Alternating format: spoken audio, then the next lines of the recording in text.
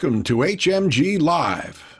How are we more responsible with our employees by making sure that we have created the most, equitable and inclusive workforce, and are taking, actions, not just words, but actions to ensure that we have a workplace where employees can do the work of their lives. It is time to look at this thoughtfully and really seize on the opportunities that it provides us. This is an opportunity to change the way we work, to change the way we collaborate, to change the culture of the whole workforce in the United States. A lot of the decisions that you make may or may not be right at the end of the crisis, right? So you have to be courageous enough to continue to make those decisions very quickly. The focus now is the fusion of human and technology, and how do we have organizations that are technology organizations but are human, they're distinctly human. This will be a time of innovation.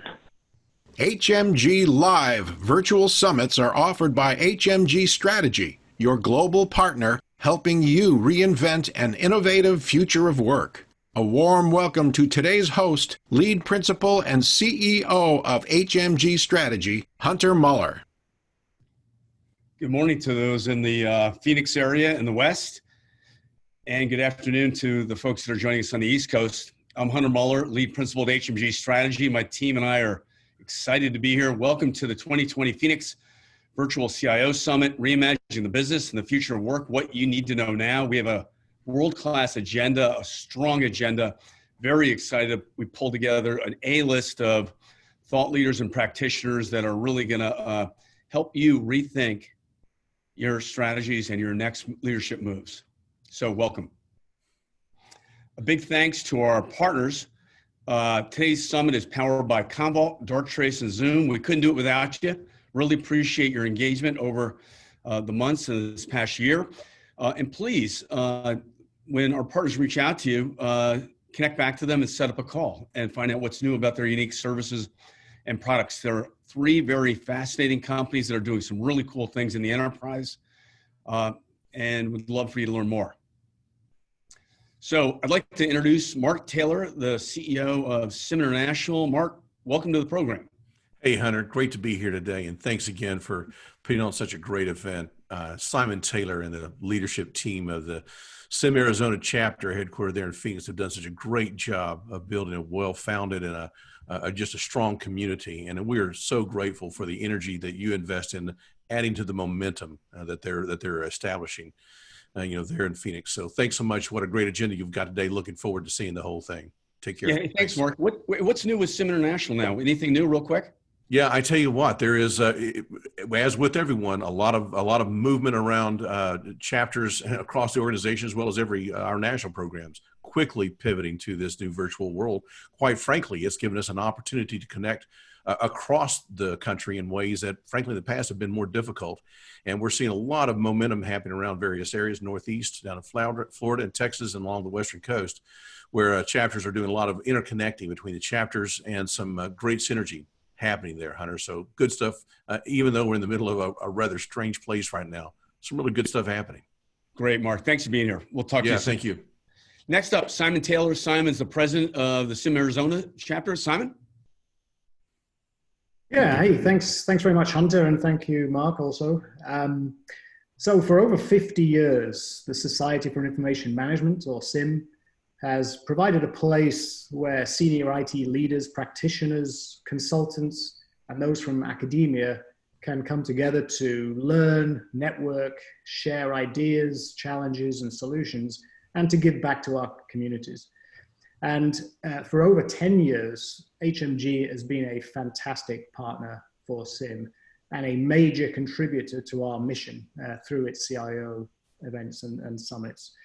So again, we're SIM Arizona, we're delighted to once again partner with HMG for the Phoenix CIO Summit. And at a forecast of around 110 today, I think we can be thankful that this one is actually virtual.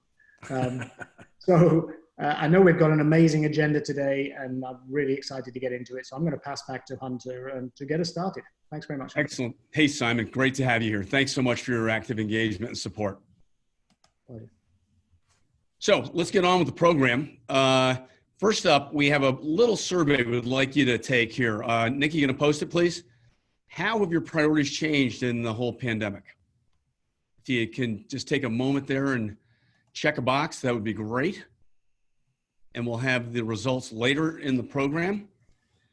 Really appreciate your zooming in today. First up is Gary Sorrentino. Gary is the Global Deputy CIO at Zoom, the future of work and the new normal. Gary, welcome to the program. How are you? Great to see you. Hey, good to see you. So sorry I was a minute late. No worries. I think you're probably an incredibly busy guy. What a ride you folks have been on at Zoom. I think in my lifetime, there may have been 10 brands that have had the meteoric rise of an entity, of a company like Zoom. I can think of just a couple names on that level. What's new? Give us an update. Well, things at Zoom are great. I mean, Zoom has really entered into a lot of different markets that it wasn't in pre-COVID. It's become a household word.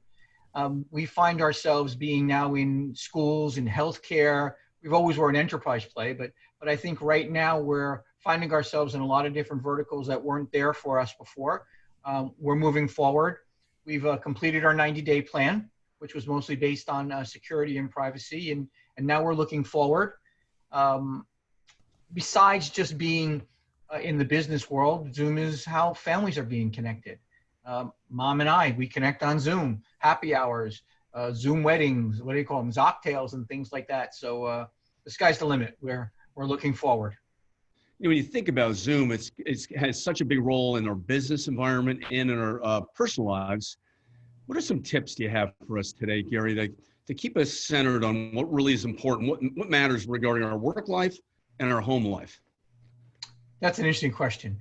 So if you think about Zoom keeps people connected, okay, through a piece of glass. And that's a little different than people were used to. And I think my answer, we've talked about this before, my answer changes week to week, because when this first started, everybody was looking for things like Zoom to keep them connected with work. That was important. I have to stay connected to work. I have to stay productive. The second part was I can use the same tools to stay connected with families. And that was a very, very important part of this isolation is I'm okay being isolated from work. I can manage that over a product like Zoom, but I need to be connected to my friends. I need to figure out how to engage on a personal level. And so Zoom kind of helped a lot with that. I think the next thing came was this whole video isolation, these different fatigues that are coming up. And, you know, you have to look at people. We're not really used to staring at a piece of glass. I don't know, Hunter, about you, but from the days when I was a programmer 40 years ago, I recently went back to spending more time in front of a monitor than I did way, way back there when I was a programmer. Because as managers, as humans, we would manage while walking around. We would engage with people.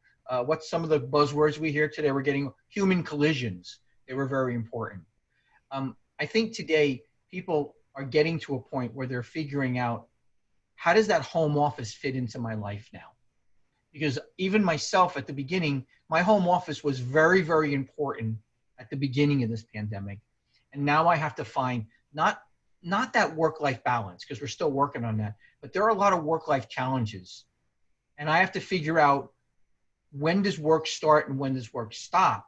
But I really have to figure out, okay, how am I integrating the two together? How am I figuring out that separation? And we've started to come up with lots of tips about things. Like I was talking to one group the other day and I said, your home office is your office. It's not like your cube at work. See, at your cube at work, the things you put on your desk, everyone can see. Well, between fake backgrounds and things like that, you can't see the pictures on the walls. But in front of the camera, I can put things that are important to me now. And I can start making that home office a little bit more personalized. I can start figuring out how that place is not that place I have to go at 7 o'clock tomorrow morning and I got to sit there until 7 o'clock tomorrow night, but I can start going to a place where there are things that make me happy around there. And I think we're changing a little bit from working from home. So my tips as conversations between me and you have gone on, I hope we're getting a little more creative, but from talking to people, we're now getting through that barrier of changing that. Sure, makes sense. Makes a lot of sense. Make your office feel like a place that's comfortable, makes you feel good, and it's your home, right? So, Yeah. so eventually the pandemic passes, right? And there's this hybrid model. What does that look like, and what do you expect to see? So the hybrid model, I think, is what has most people, I'm going to just say, afraid. We've seen many companies across the world who have started to slowly bring people to work. So let's just frame this. Pre-COVID, I actually spoke at one of your events, and I said 3% of the people in the world work full-time from home. Okay, let's turn that around. 97% of the people work at work. So you figure 100% of the people are at work, and we know how to work that way because we live that way. Now 100% of the people go home. Well, we know how to work that way also because we're very good at the binaries.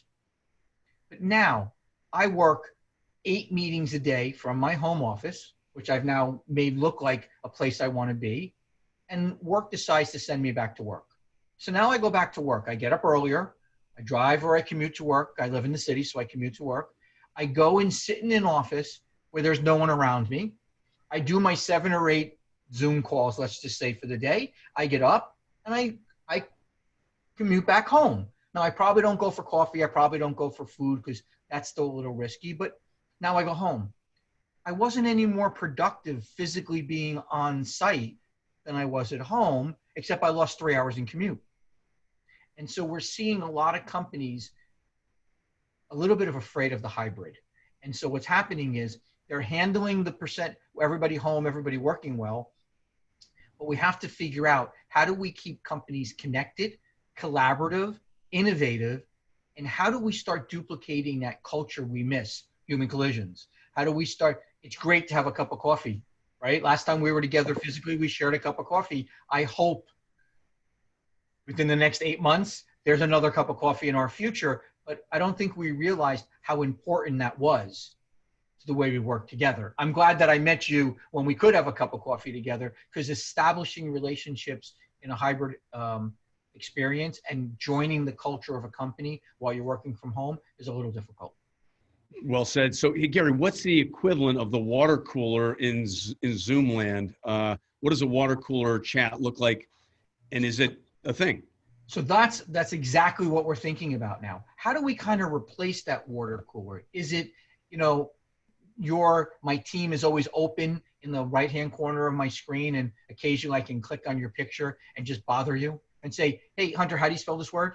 Or, hey, I need you, I'm sending something to you now. Could you just approve it quickly? I need it for a customer or a client to go quickly. And so we're working on how do we build up that almost instantaneous collaboration, places where people can work together and duplicate some of the in-person working. But more importantly, how do we manage the culture?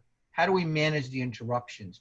That was a big part of our day, getting interrupted when we were working with people. And while we discouraged it, I think we're missing it a little bit. Gary, this has been also a silver lining for a lot of companies. I've seen incredible innovation by folks adopting, digital platforms like Zoom. Yes, I think what you've seen also, this is what we see. The work that people are doing home now is getting to be more smarter and complex. A lot of the stuff that we were doing that was just run-of-the-mill work, we're now seeing companies start to replace through straight-through processing, through machine learning, through artificial intelligence. So there's been, through workforce automation, there's been a lot of companies who have, I don't want to say maximized because that sounds like a bad word, that have added lots of value to the situation that we're in to make going forward. You quoted me on one of these things, don't waste a good chaos, right? And I think right now, we would really be remiss to not take everything we learned that worked and move that forward in a very positive way.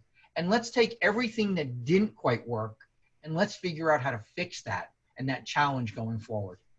So culture, we know that from the late Peter Drucker, matters. Culture means everything. So any other cultural tips that you can give our audience today? Yeah, I think companies are trying to do the best they can to maintain culture. And I'm going to move culture also with time off. And I don't mean time off like leaving 6 o'clock at night. I mean things like a CEO who calls a webinar and then decides in the first 5 minutes of the webinar, there is no 90-minute webinar. I just wanted you to put 90 minutes in your calendar. And here's what I want you to do. For those who have kids, go hug your kids. For those who have pets, go walk your dog. For those, just pick someone in the company you haven't talked to and Zoom them. Have a conversation. We're really stuck with a calendar right now. Our whole life is next call, next call, next call. And what I'm trying to do personally is I'm trying to reach out to people at Zoom, especially the new employees, and have that 3-minute chat. Have that, hey, my name is Gary. I live over here on the East Coast. Here's my background. What's your background, right? And to say, hey, maybe, you know, occasionally when you see that I'm green, because we all see everybody's presence, just a little poke to say, hi, just, you know, I'm here 3 weeks, you know, how can you help? And so I think companies are trying to adapt the tools we have for culture. I don't know if it's going to be the same as people in person, but we're all doing the best we can. And companies like Zoom are adapting new functionality because the goal is, how do we replace productivity? That has to be number one. And how do we replace culture? And how do we make it so that people want to work remotely and are happy to work remotely? Because employees have a lot of choices today. If I'm going to be 100% remote worker, it doesn't have to be in the area I live. I can work for almost any company now that makes me happy to work there. Hey, Gary, I think you've made a lot of people happy all over the world. With some 300 million users, is that right? 300 million active users per day. Amazing, really amazing. Great job. Thanks so much for coming on the program. Thank you for being a supporter of HMG strategy.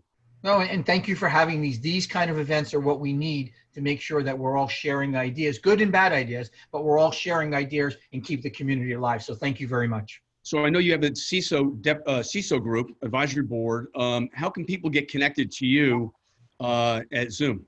Oh yeah, Gary.Sorrentino@zoom.us. Please reach out to me. We have a CISO council, which is made up of our clients, and we do CISO roundtables all over the globe right now to talk about security and moving forward. And we also do panel discussions.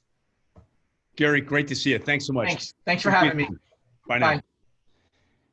Next up, Deanna Wise, the Senior Vice President and CIO of Banner Health. Deanna, welcome to the program. Great to have you. Hi, Hunter. Thank you. Thank you for having me. I'm excited to be here.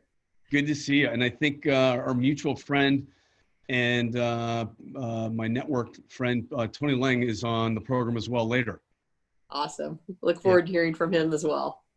Hey, so what's changed for you at Banner post-pandemic and with COVID-19? Where is the silver lining out of this whole experience for you at Banner?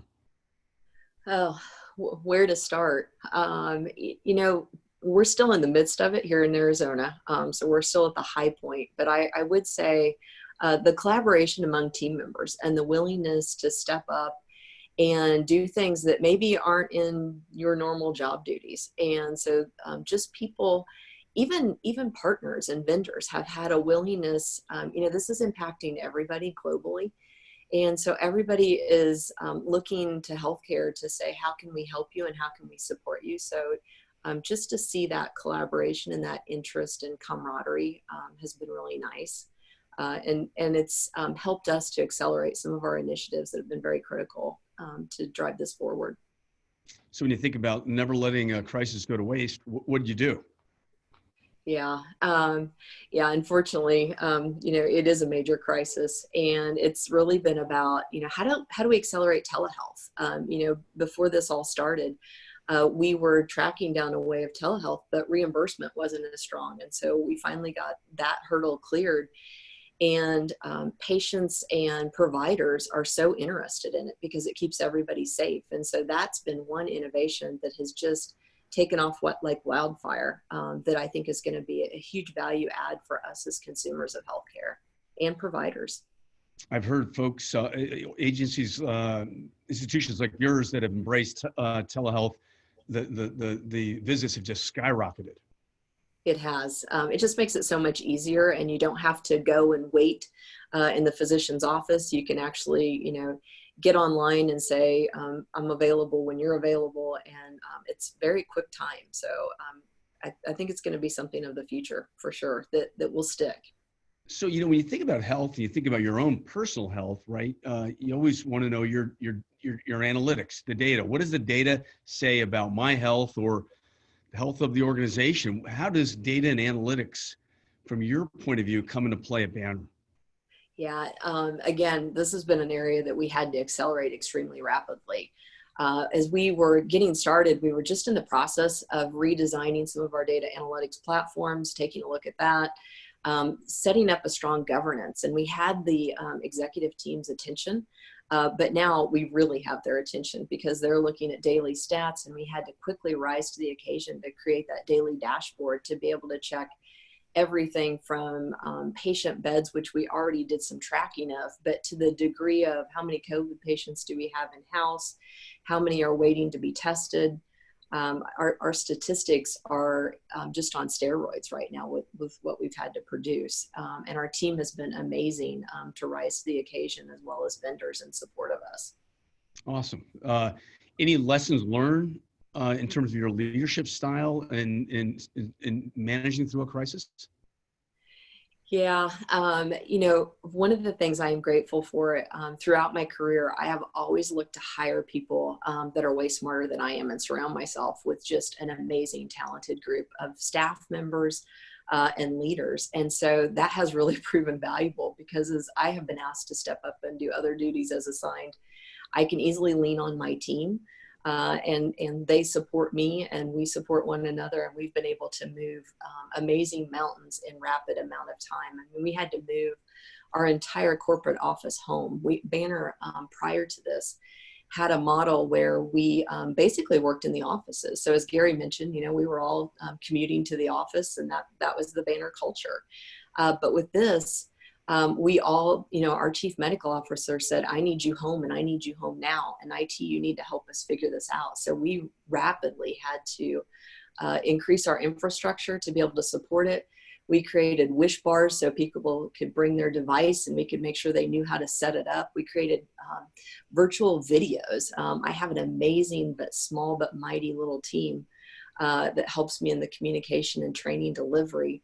And Ted and his group just stood up rapidly to create this video of how do you swipe your desktop off of your device, off of your desk, take it home with you, and how do you set it back up and you're connected and ready to go. So we had to do things that we never thought we'd have to do, but it's been amazing. So one of the big issues when we went to work from home environment was securing this new extended enterprise. How do you handle the security issues? Yeah, the good news is we already had some people that worked from home, so we had that beat. I'm not going to say, me, when it comes to security, I'm never going to over tout that I'm always prepared, because I think that's silly if you think that. But we did feel like we had a good structure in place to just build upon. And so that wasn't one of our crises that we had to work through at the time. So has there been innovation through this whole process, real material innovation for the organization down the road? Yeah, we're actually talking about how can you do how can we monitor some COVID patients from home, which has not been a traditional thing. We've always had home health and those type of things, but we've never had a model where it's literally monitoring patients from home in the way that we're talking about now. So we are expanding in that area. And so I think we'll see some innovation come from this, and also rapid speed and interoperability. We had always been on this journey of sharing data, and we've always talked about why is this so hard. But the interoperability has really come to light, and as you begin to see the statistics come across the country of trying to look at the COVID patients and how you count, you would think it would be so clear and simple, but it's honestly not. Right. So, final kind of question, Deanna, when you think of your career, you've had a great career. Any lessons learned on, pivoting in your career, or when the next door opens up, it's the right one to go through?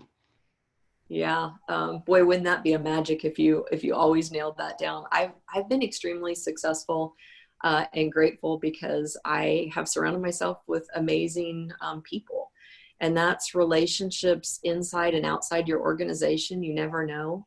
It's staying in touch with people. I think it's also about making sure you stay humble, because we all face personal challenges, career challenges, and being able to lean on one another and think about when a door is opening, when is the right time to take it. And I don't know when that right time always is, but I've just been lucky and grateful that for somehow I've had that little angel on my shoulder guiding me to the right place. Excellent. Hey, Deanna, thanks for coming on the program today. And you'll be on a panel here in a few minutes. Really appreciate your engagement with the HMG platform and our network over the years. Thank you, Hunter. Always appreciate talking with you. Great. We'll see you soon. Okay. Great. Next up, securing the future of work, how cyber AI leans on the job, learns on the job. Sorry. JR Tsort, CISO from America's Darktrace. JR, welcome to the program. Thanks, Hunter. Great to see you again. Yeah. Where are you today? Where are you situated? Outside of Seattle. Beautiful weather. Hey, we got a good connection. I can see it really clear. So give us an update, lessons learned with this global pandemic, global disruption. What are you seeing across industry from your clients that our CIOs and CISOs could learn from? No, I think the initial observation that I had in talking with kind of my network as well as some of our customers has been those organizations that invested in business continuity early on as part of their normal cycle, those organizations that invested in kind of a cloud and mobile capability, they were much better positioned in this, rapid work from home switch than other organizations. And I've talked to a couple of folks that took an 18-month remote work roadmap and collapsed it down to 1 week and, rapidly moved people home. And they take on some risk for doing that, but it was the only option. And they willfully made that risk decision and got people up and running. So, I probably, I come from a risk background, so I'm always kind of pro business continuity, but I definitely took a new appreciation for planning and investments around business continuity as part of a normal operations program. And this pandemic really proved that, I think, to a lot of folks in a 1 in 100 year event that we always talk about on paper, but difficult to really see. So that's one observation I think that I come away with, and some of the conversations with my customers have driven. The other interesting thing that we learned internally, as well as other companies on this call, was just a reminder of what jobs can be done remote, what jobs we previously thought had to be in the office. We were forced to learn that those can be done remotely, and we come up with maybe different governance mechanisms and different measurement, but not only can they be done remotely, but to Gary's point earlier, we probably saw productivity jump because there's just less time burned in commuting and the water cooler conversations, and that comes with trade-offs. But overall, productivity is up, and now we find ourselves having conversations around burnout and the social impact of not being right next to your teammate, and so maybe it's a different set of problems, but it's an interesting educational experience that I've taken away from going through this experience. Yeah, JR, I've been at this for 30 years yourself as well, being a CISO for major Fortune 100 companies. I can't get over the fact or the idea that this is probably the most opportunistic time for a tech leader to really make a name for themselves and really step up and lean in and lead courageously and passionately, authentically. I love what Deanna said, with humility and with an open mindset, and really dive in. What do you think about that idea? I think that's right on track for those, CIOs and CISOs that are on this call. This has been a moment to shine, and it's been a moment to, elevate the IT function in a way that delivers business value immediately. Deanna walked through how we had to quickly get people to remote.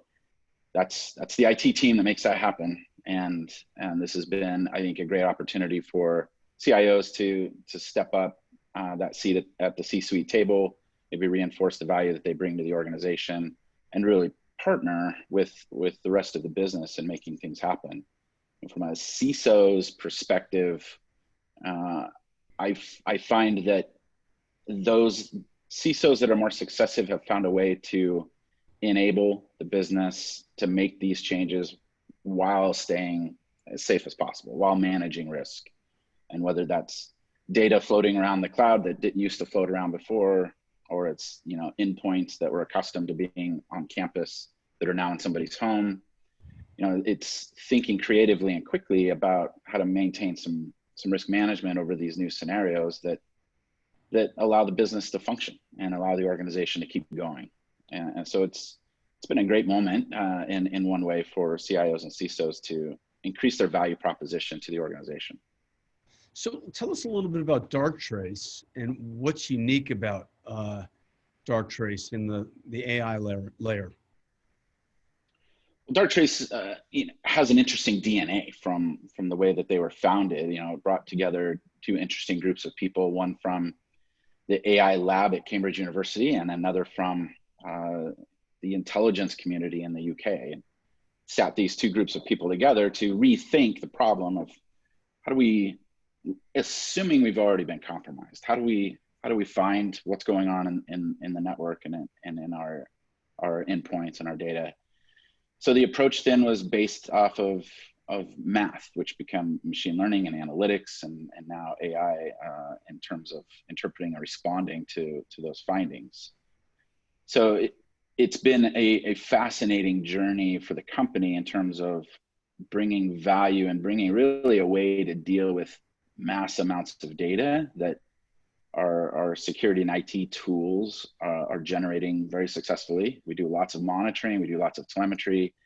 Now we have a problem of how to make sense of that and how to make it really into information and knowledge. So that's where you know, a machine learning and AI approach has been incredibly valuable and really enabled the security teams to take another step forward.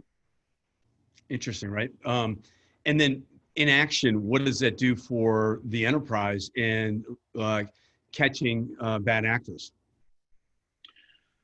Well, ideally, we catch them before anything bad happens, and that's certainly the design and the intent of the tool. And by using an AI-based approach here, we're able to detect and respond to campaigns that we haven't seen before. You know, in what we call zero-day attacks or other unique approaches. We're not depending on intelligence seen from the attack that's already played out before, and that's really a way that the security industry has been going for a long time. It was the best approach that we had 5 and 10 years ago, but it doesn't scale well today in a world of really unique malware and unique campaigns happening daily. So it's really put the security team back in the driver's seat in terms of control over the data, control over the environment, really surfacing and responding in real time to anomalous behaviors. Sometimes those anomalous behaviors are insiders, may not always be an external advanced hacker, but often it's insiders moving data around in a way that maybe is not authorized or not legitimate. And so we're able to surface those early and at least validate it. It might have a business purpose and it's just the first time it's ever been done before. Great. We're going to surface that because it's anomalous and move on. And that's really allowed security teams to see through the noise and to those really valuable events and movements going on in their network. So it's a very active learning element. Would you say it's almost proactive? Well, it's a continual learning model, right? This is unsupervised machine learning for those of you who spend a lot of time in this world. And it continually understands a particular network and a particular organization's normal patterns.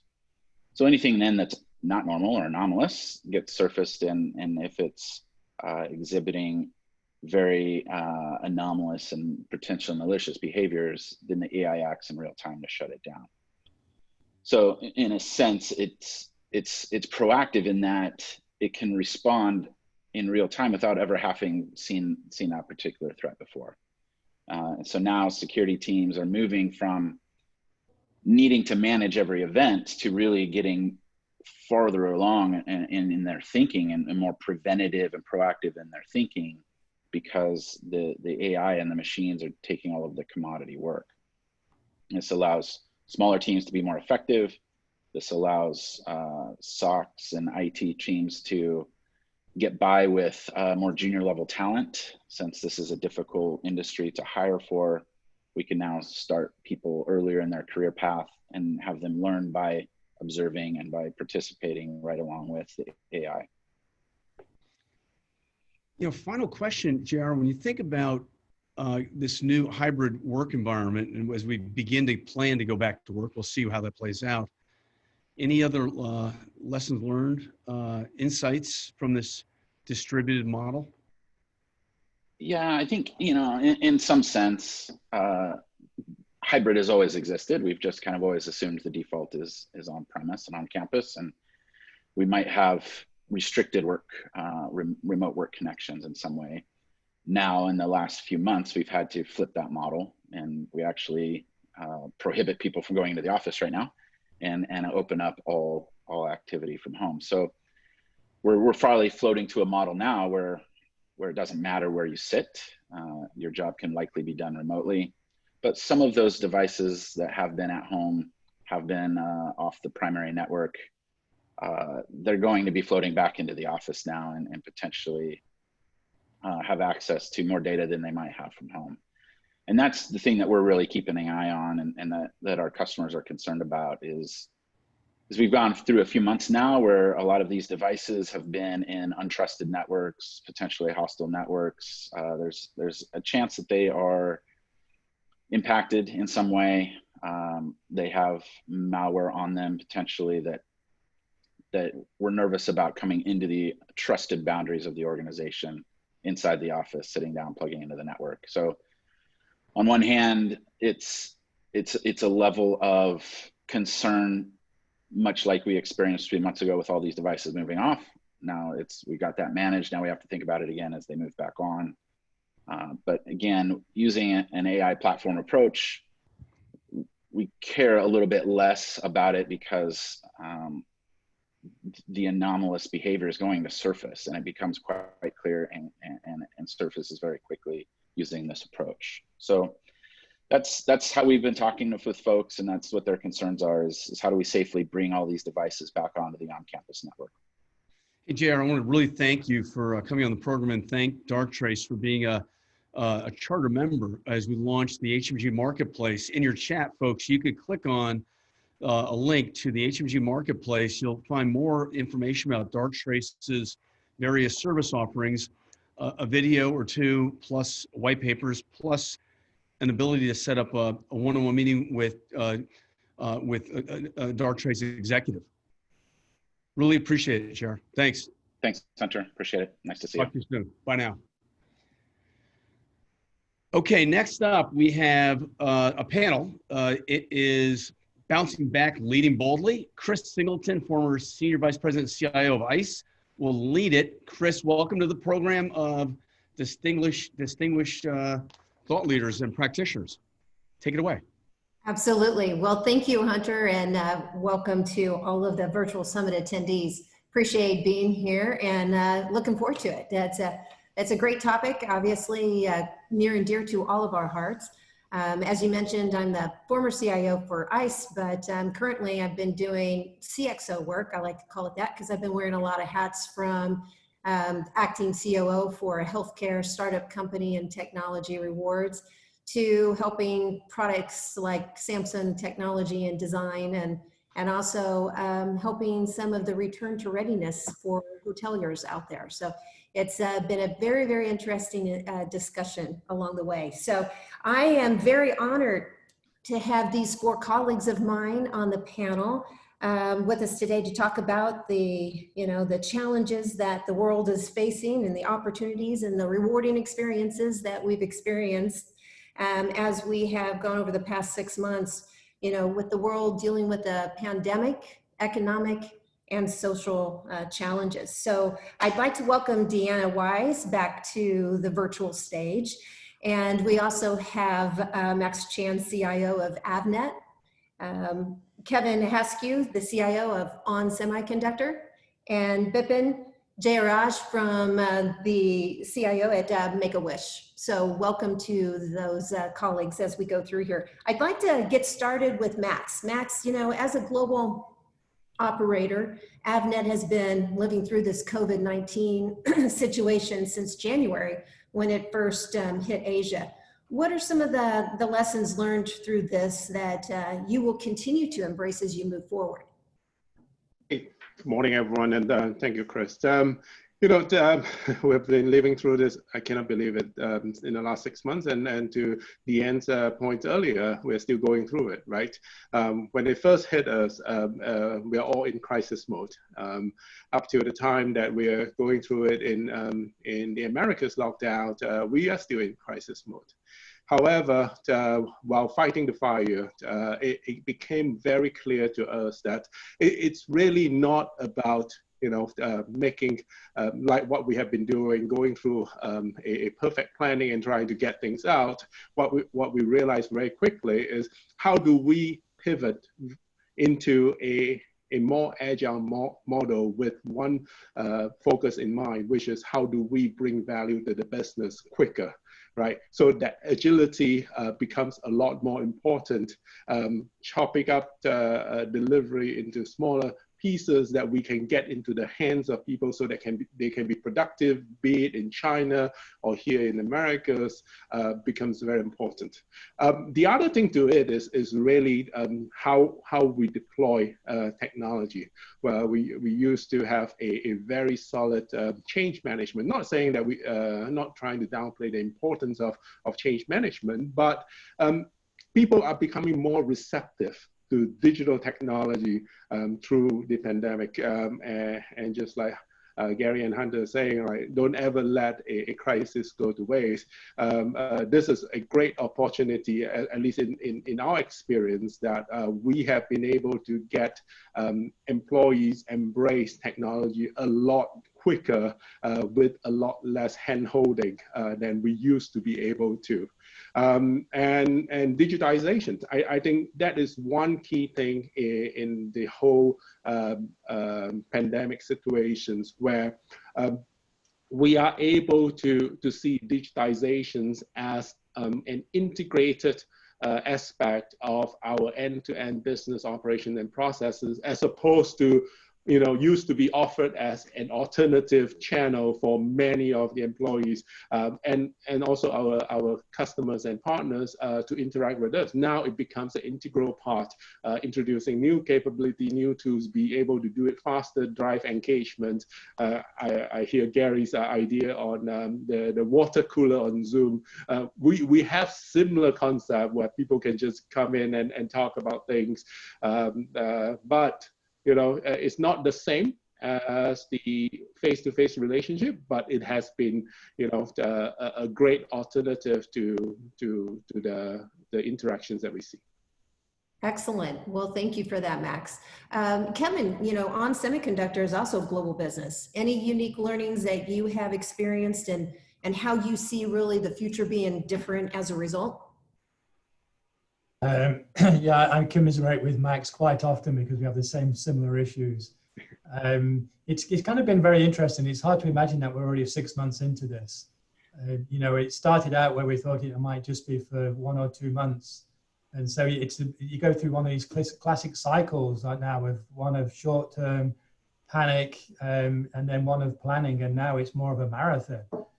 Just a couple of comments to add on to what Max said and then other speakers. You know, we got onto this early because of China. And actually that turns out to be a blessing because we managed to do some scenarios of if this were to go global and become a pandemic, what would it mean to Europe or America? So we'd actually gone through a couple of scenarios before, you know, the crisis started to sweep and hit Europe and America. Darktrace talked about it. We actually, because we're a global manufacturing company with a complex supply chain, we have a very, I would say, successful business continuity team for the company, of which IT is just part of. That business continuity team was really the team that really energized and drove the company through this crisis. And everybody really did come together because they realized how significant it was. Actually, without that, I think we at IT would have struggled. But we managed to get some decisions made a lot faster through the business continuity team. Just in terms of numbers, we're about 35,000 people worldwide. And I want to make this point though, that we actually have now 10 to 15,000 people who are working remotely. And a lot of conversation is around enabling those people and making sure they stay connected.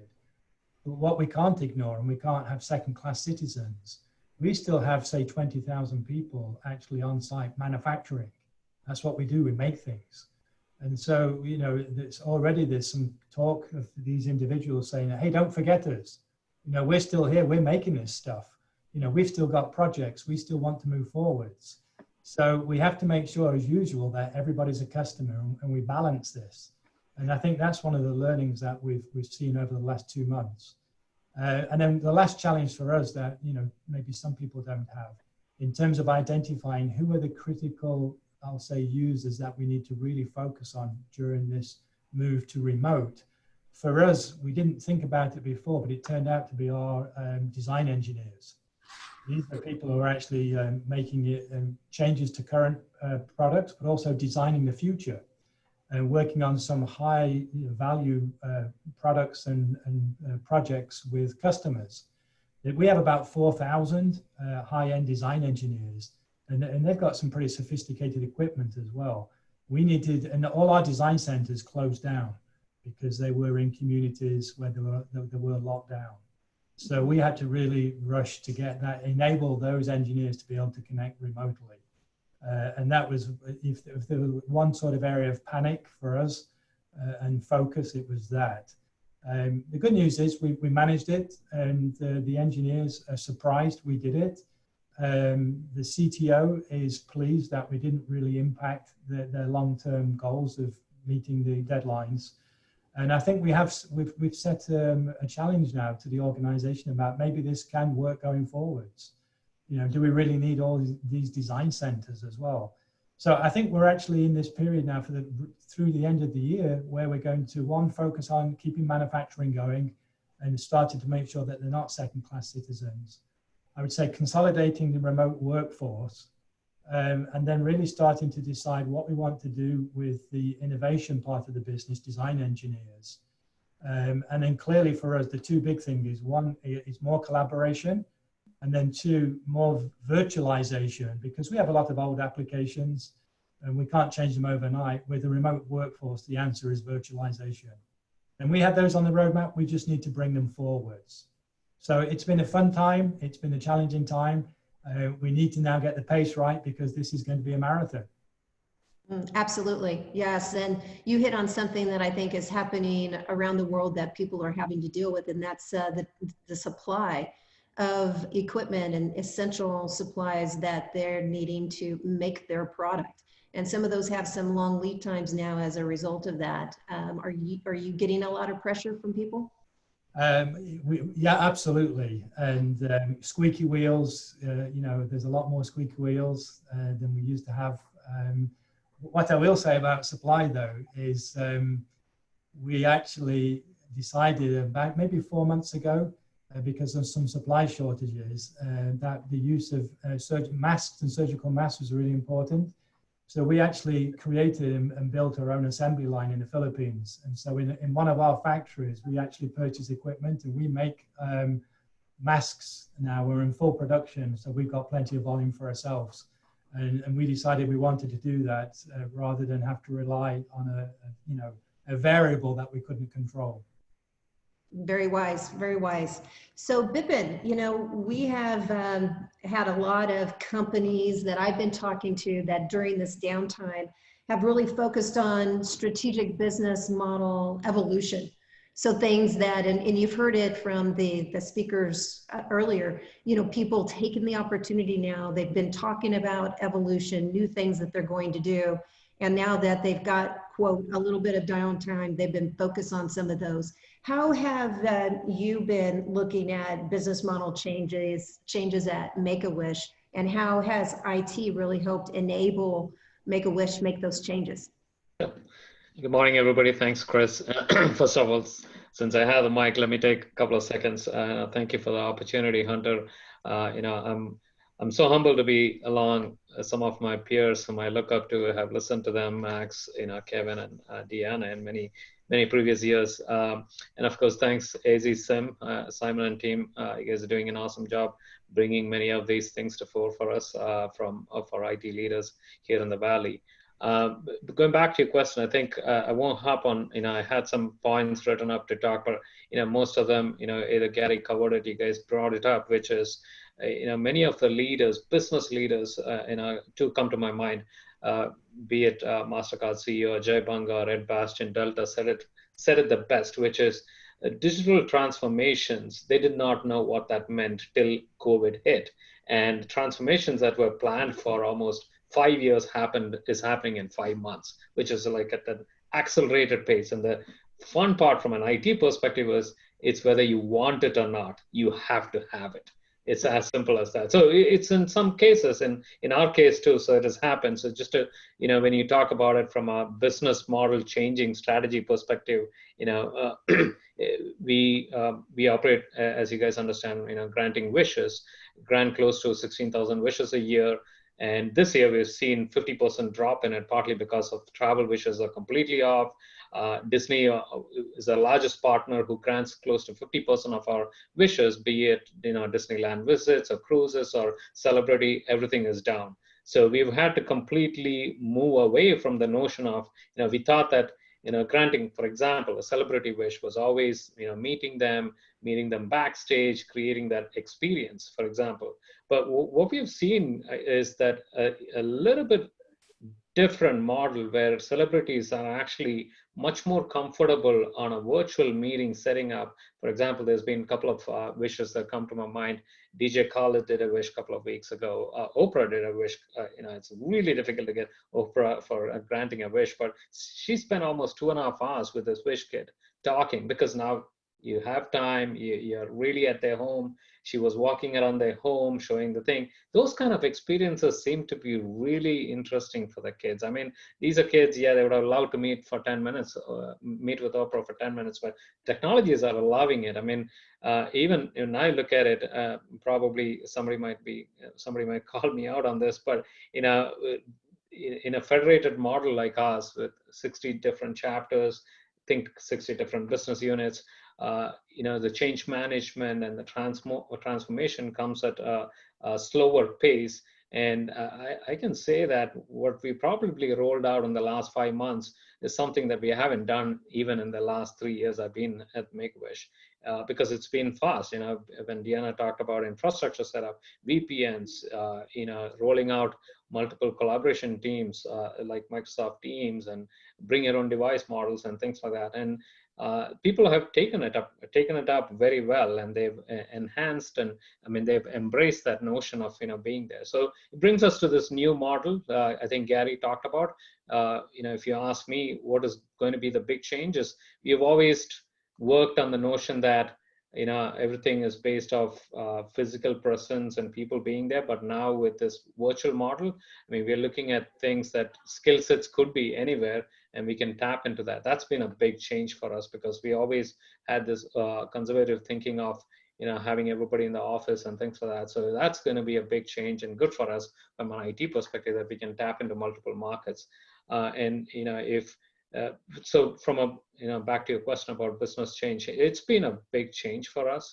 When you look at the revenue numbers dropping and the wishes dropping and what we do, but we are trying to figure it out in multiple other ways. And I think this has been a quote unquote a calmer time for us to roll out multiple changes that we've always wanted to do, and we've been pretty hugely successful for that.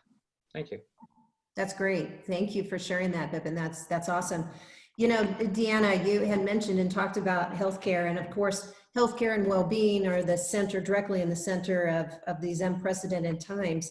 How do you envision finding innovation and innovative solutions that are yet cost-effective, to the budgeting approach, and really, especially if there's a company too out there that doesn't really have deep pockets?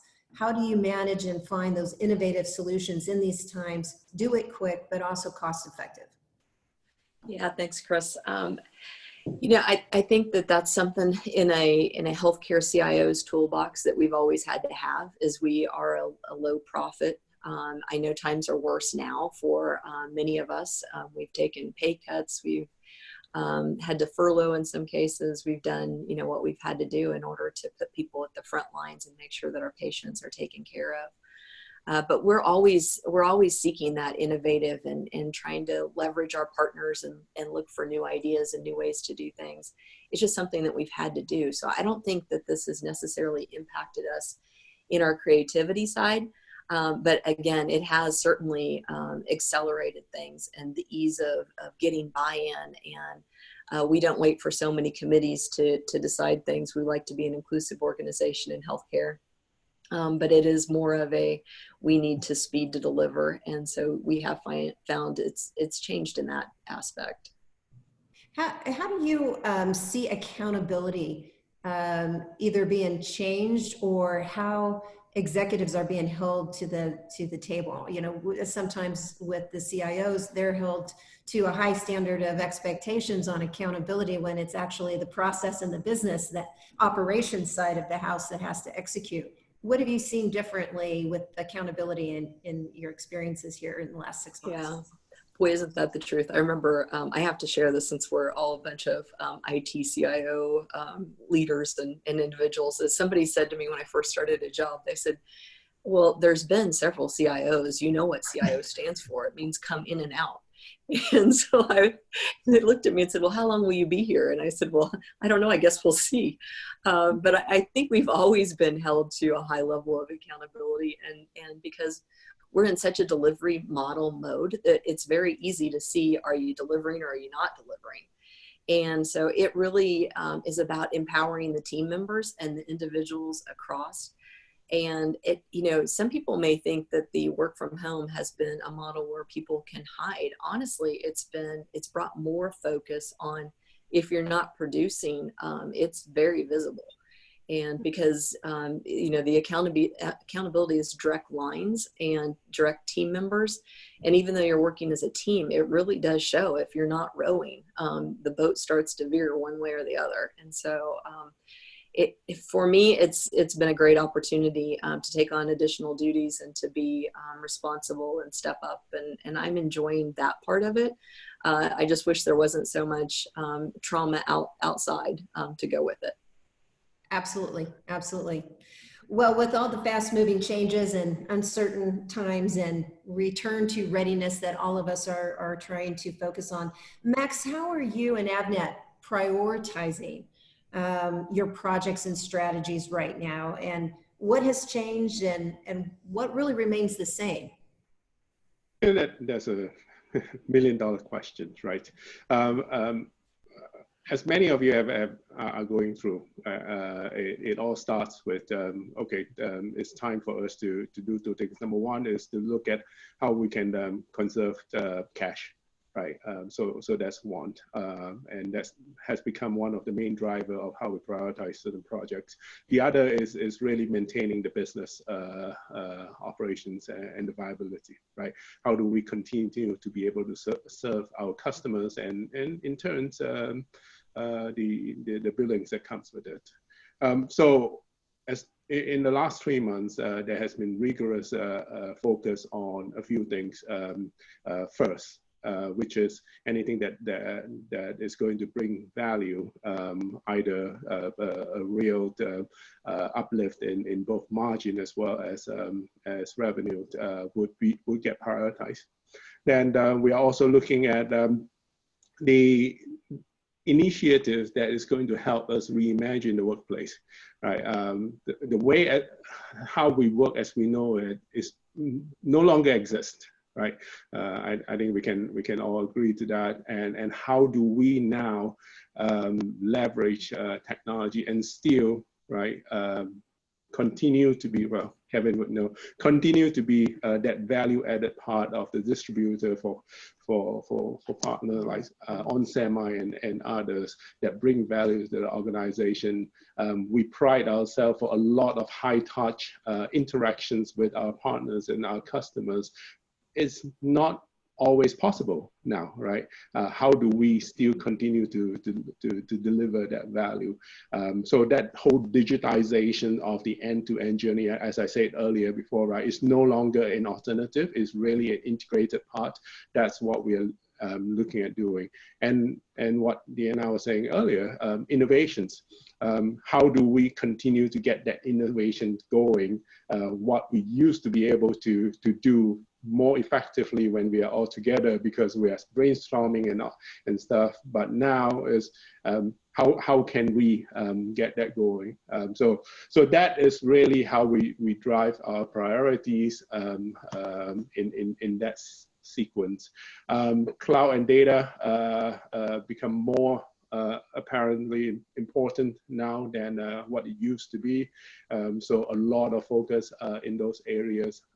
So these are the three key things, but last and not the least for sure, is how do we do all of this securely and still drive engagement, right? So those are the few things that we are looking at. Excellent. Well, thank you, Max. Quickly, Deanna, you have mentioned several times about surrounding yourself with great people. You know, during this pandemic and economic, social challenges, you know, there's a lot of impact and significant impact on the individuals. How are you managing that employee stress and really burnout? How are you working to help them with that? Yeah, we talk about it. One of the things, you know, I talk with my team members of, you know, how's your family? If you need help or assistance, making sure that people know that they have, we are a family and we're there to support one another, and work is very important and delivery is important. But if you've got something that you're dealing with on a personal basis, we all know it makes work look so easy in comparison. And so making sure people know that, you know, we are a team and we are there for whatever you need. And just asking the questions, how are you doing? What did you do on your time off? And I think it's been interesting too, of when people have interruptions, because you're on those video Zoom calls, and you're talking to them, and then you know the dog pops up in the call, or you hear the little kids calling, and you know at first people are like, oh my gosh, I'm so sorry. And I'm like, this is just part of it. You're working from home. We have to expect those interruptions and appreciate them, because it helps you get to know one another a little bit better. And I think at first everybody was so worried about, oh, I don't look professional. Where now I mean, we've done different things of hat day, and our team is pretty creative on thinking about, you know, photo contest and things for inclusion. And we're doing online orientations and just encouraging those normal day-to-day disruptions, you know, sending pictures of if you got animals in your yard, of, you know, what's going on with your life. So it's brought us to get to know one another, I think, in ways that we didn't. And I think that's been a real positive aspect. Absolutely. Absolutely. Well, I think we have just 1 minute left here. I guess I wanted to thank all of you for your participation and sharing, you know, your experiences and examples. Has been very worthwhile. You know, I think that you guys summed it up about this, you know, flexibility, about genuine care and humbleness, as Deanna mentioned too, and the nimble aspect. You know, I think that Bipin hit it really well with, you know, the digital transformation and what that meant before, and now they get it, and how that really moves forward. I think we have a responsibility to help the company and the business to understand what that digital transformation is, and we all play a big role in that. So thank you again for all of your comments and sharing with us. And Hunter, thank you again for letting me moderate this session today. Chris, great job. Awesome. Deanna, thank you. Kevin, appreciate it. Bipin, Max, awesome job. Really appreciate all of you. Thank you. See you soon. Next up, we have Renee Arrington. Renee's the president and COO of Pearson Partners International, the executive panel fostering diversity and inclusion in the executive search process. This is a new one for us. Renee, welcome to the program. Hunter, thank you, and thanks for the opportunity to moderate this great panel. Looking forward to the conversation. Excellent.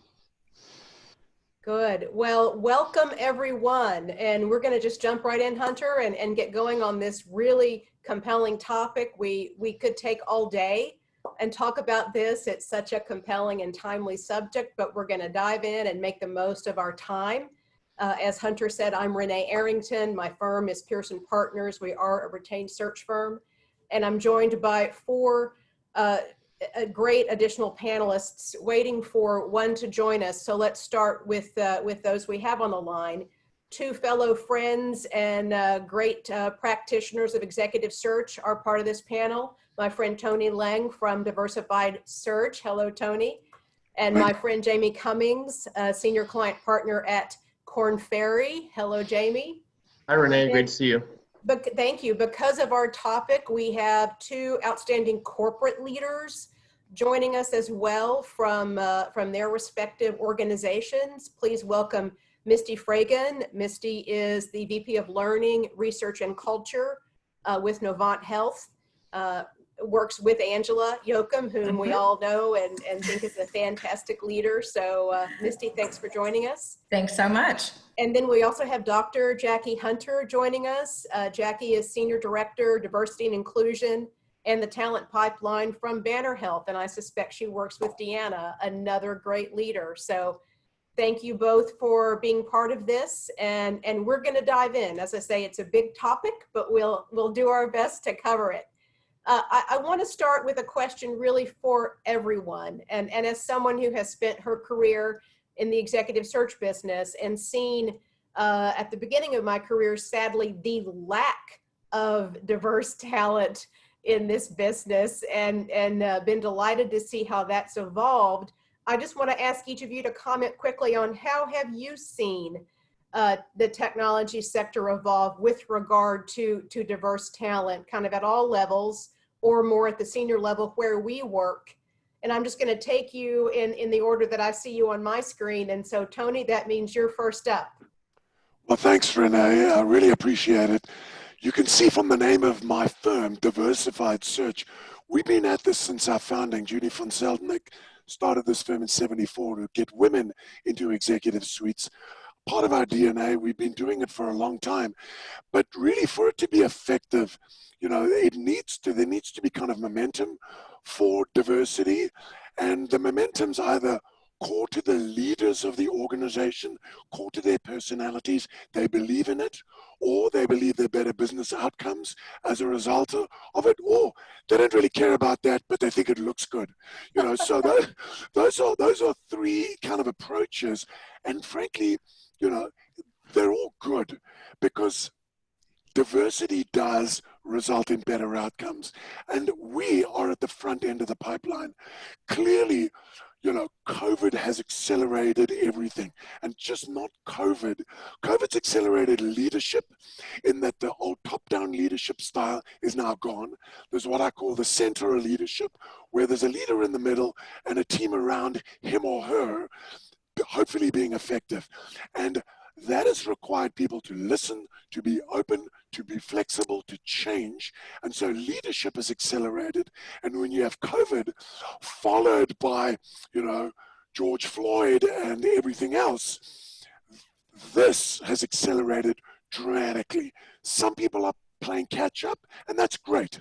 But most people started this some time ago because you need an overarching strategy for D&I to be effective. There needs to, it's not, you know, Jamie and I and you, we're at the front end. We are bringing people, and we've always been doing that. But if those people come into an organization and are just told, okay, you know, do your best, that is suboptimal. And hopefully, you know, our professional panelists, you know, are going to be able to talk a little bit more about how do you include those folks, and that's where the inclusion piece becomes absolutely vital. So huge topic, a lot of movement, a lot of change, but if you're starting now, you're kind of catching up a little bit, and you should have probably started 10 years ago, frankly, to be really, or more. You know, we started 40 years ago, but frankly, you should have started a long time ago if you're going to be effective. Understand, Tony, and great points. It does need to be part of an overarching strategy, else it will fail.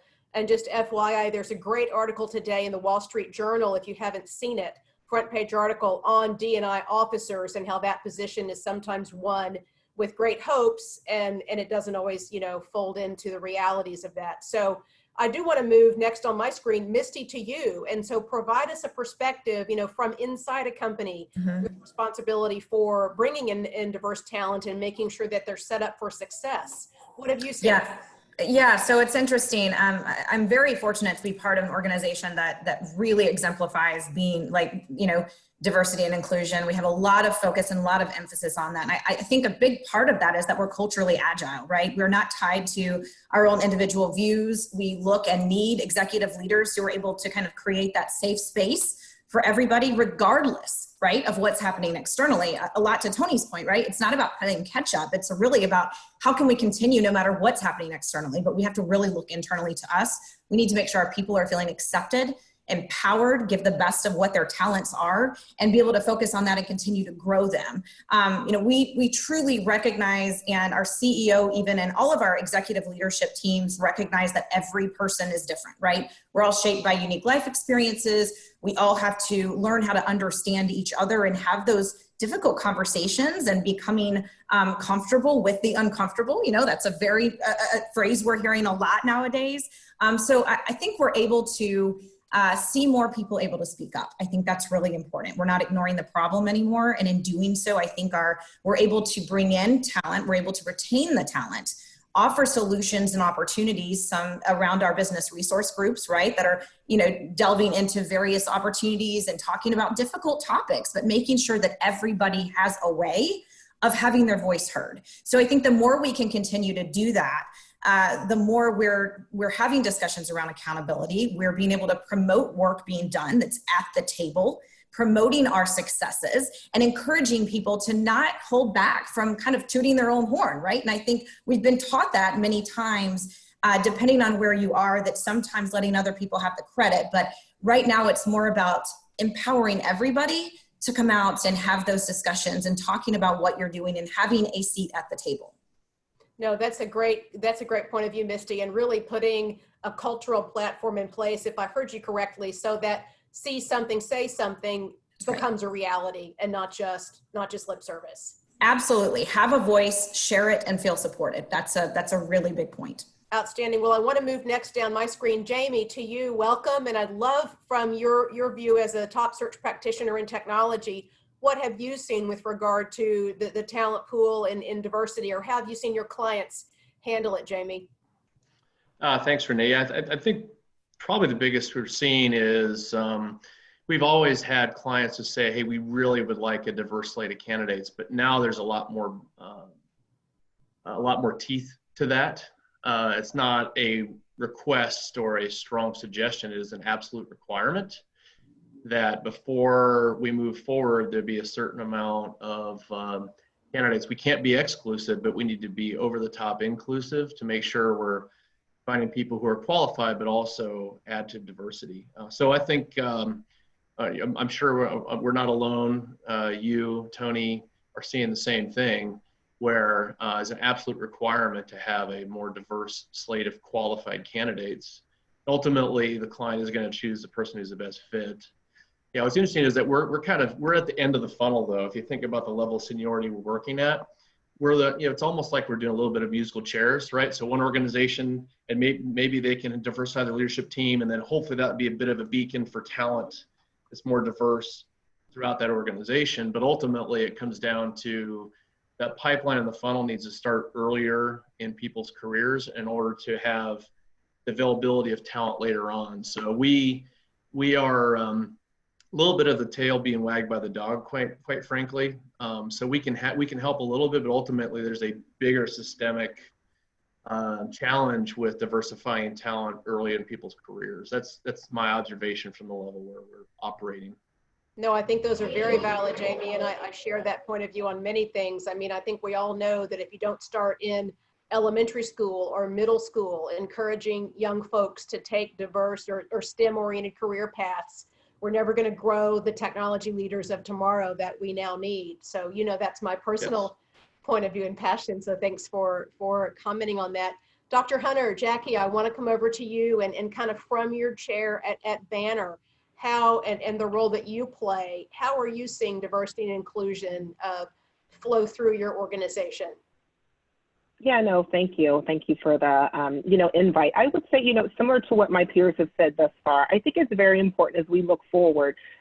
We can have a diverse, racially diverse workforce, but the inclusion piece is so critical. I really feel that in order to have, from a retention perspective, because again, you can have people come in and out, but if they don't have that sense of belonging and have that psychological safety, then you're going to have a retention problem.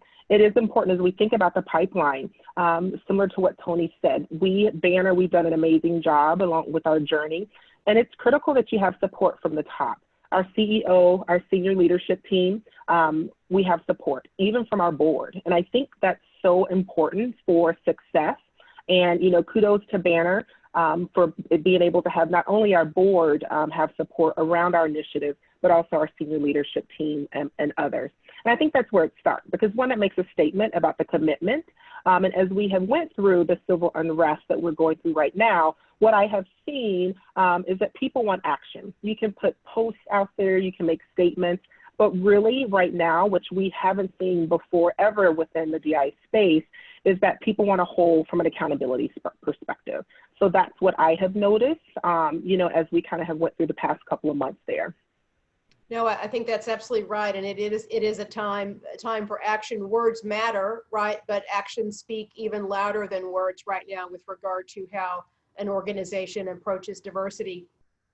I want to go down a little bit of a different path, and this is something I've been thinking about. Had a conversation with a client of mine yesterday. For the moment we're all in, everything all the time being virtual, feeling like we're television anchors almost in our daily lives. Just open question for the panel. Does a virtual interview environment, right? We're asking candidates to interview virtually with our clients. You guys are seeing that, Misty and Jackie, as you look at talent yourself. Does interviewing in a virtual environment advantage or disadvantage certain communities of talent? I just was on my mind. I was speaking with someone yesterday and didn't know if any of you would have a perspective on that. I can start a little bit.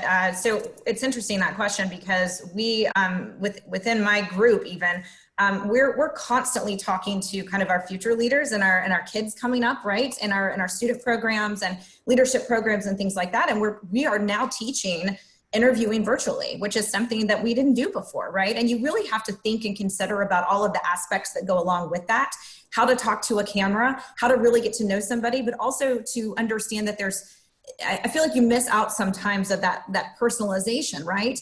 So how do you bring that into, whether it's through a follow-up, whether it's through, second and third interviews, bringing it as a team together, a lot of different ways, but I definitely think it's something that we're having to kind of shift into and learn from not only an interview, like the person interviewing, but the interviewee, right? There's differences on both sides. And I think it's something that definitely we have to pay attention to, and we've got to understand too that there's going to be limitations on both sides.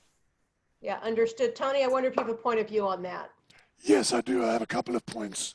What I say to people about video interviews is, one, go deep quickly.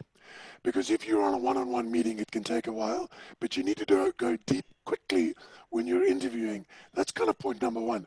Point number two, I think we need to be very careful from a D&I perspective to understand that many of we want people who are qualified, but we need to understand that many Black people and Hispanic people and other people grew up in environments where they probably couldn't afford to get into the top universities or spend all their time studying. They probably had to have second jobs, so they don't have the, let's call it the A plus qualifications, but they've got all the capability. And it's incumbent upon us as the interviewers to understand more deeply what are the capabilities, what are the skills, what are the things that aren't readily apparent from a resume. So you get this kind of weird resume thing. Oh, if you didn't go to Stanford or Berkeley, well, you can't get into, a Silicon Valley tech company. Well, and I talk to a lot of Silicon Valley people, and I say, you got to give that up. You've got to think about people very differently. And if you don't, you will perpetuate what's happening. So you need to be much more open to what's different about backgrounds, and ask some different questions to people to understand things about character and experience and ability to think in alternative and different ways. And that's incumbent upon you as the interviewer to do better. Good. No, good point, Tony. And I know we've long since applied that to board level work when there was a big push for companies, and still is, to diversify the women and people of color on their boards. Those backgrounds look a lot different. You know, they're not the same traditional paths that one might have taken. So now let's just take that, extrapolate it, and apply it more broadly. Jamie, Jackie, either of you a point of view on this, or I can go on to the next question. Your choice. Yeah, this is Jackie. I think it's important. I think twofold. I think video can have some pros and cons. I think similar to as we have seen research in regards to the biases that occur within resume in regards to the names. So I think twofold. I think it's important that for hiring leaders to be aware of what those biases are. I think as we think about bias and unconscious bias, we all sometimes can cringe, but we all have them. And I think what's important is when we try to deny that we don't have them, that's where we run into issues. But know what your biases are, know what your unconscious biases are, and being able to practice the pause and be aware in regards to how they show up within the hiring process. I think that's important. Other things that I think from a best practices perspective is some type of diversity and inclusion training prior to doing interviews, and some type of hiring practice to bring forth those things that may come, that may show up within the process. I think also as we think about generational diversity, I think that's so critical, because I think what we're seeing right now is generational diversity. If we think about our Gen X and our generation, which are our Gen X, our millennials, and now we have this amazing, fiery, spirited Gen Z. So I have a couple of Gen Zers that are at home with me right now. And, you know, I have really been able to observe my teenagers in regards to not only how they are adjusting to school, COVID, but also the civil unrest. And their thought processes are different than what mine may be as an Xer. And so I think as we think about the different generations, that too also play a factor within the hiring process. Oh, Jackie, that's great. Hunter, I see you've popped onto our screen. This is such a fabulous topic. I know we could keep going. If I could just give Jamie the last word, we'll wrap it up. Jamie, over to you. Yeah, I don't have a whole lot to add there. I think the main thing I'm seeing is, I think what you're finding is who's adaptable and versatile.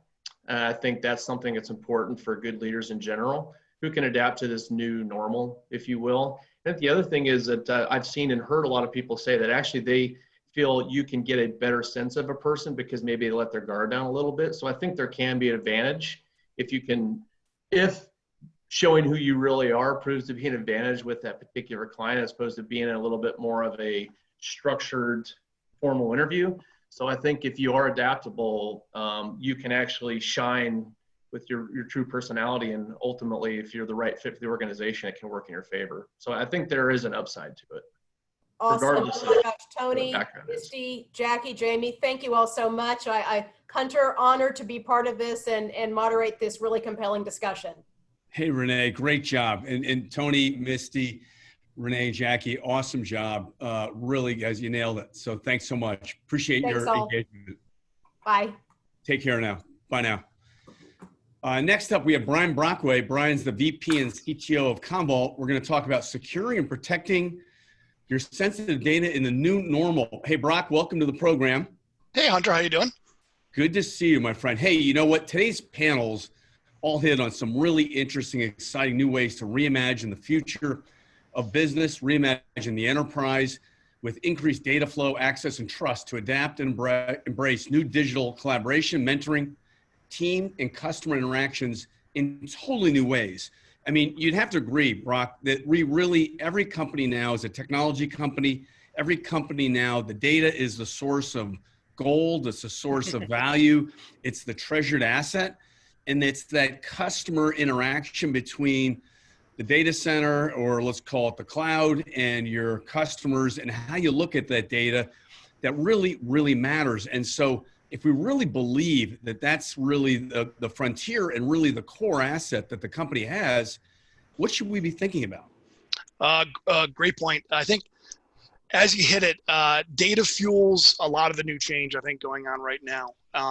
And the backside of that is an increase on data dependency.